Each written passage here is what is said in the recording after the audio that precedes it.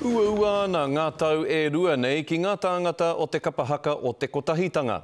He mahi nui te rapu tāngata mo te kapa nei, nā te mea kei te whakatika tonu te tokomaha i ō rātou nā ao, whai muri ho i te hau ruturututanga o te rohe e ruau moko.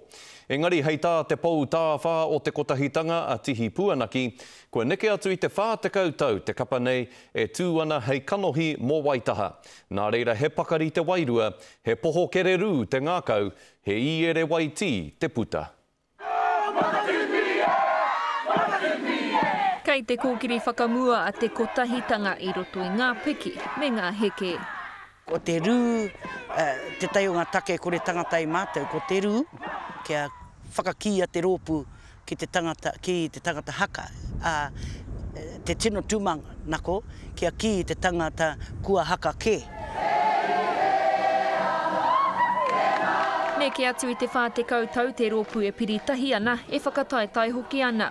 Ko rātau te kapa i whakaihuaka i te tau whitu te kaumā whitu i te whakataetai a motu tua whā i tū ki Tūranganui a Kiwa.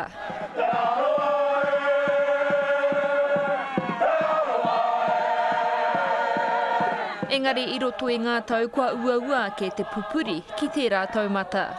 Kia a tūkaha tangata nei a rōpu nei, me mea ka eke ki ngā taumata teitei, he whakareka anō tērā. Ko tērā te krimi o te keke. Kua tai mai a Lily Arahanga i te wairarapa ki te āwhina i te rōpu. Tai mai te karanga, ki te hiahia e tahi atu tangata ki a uru mai, no rei te kānaka me hoki mai. Me hoki mai tautoko taku hoa tāne me tana iwi. Ka mai hoki te wehi o Lily, i nā hoki rā he urigia no Kiribati Tuvalu, engari he kaiako kura kaupapa e kawe ana i te reo Māori me ōna tikanga. Ka hara mātou ki te ako i ngā waiata, ngā kupu, te tūpakari roto i tēnei rōpu nō ko tēnā taku wawata kia eke mātou ki te taumata.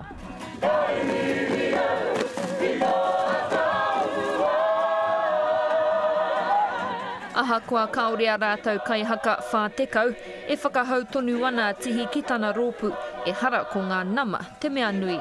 Me whakapono te tangata kia i ake, he ōrite tana kaha ki era ngā mea mōhio whānui tia mohorongo nui ngiana, ka tū kaha, ka tū maia, ka tū i.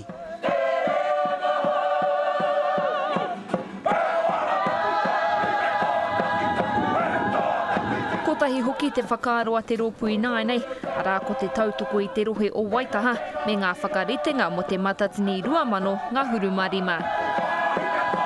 Irana Smith, Te Karere.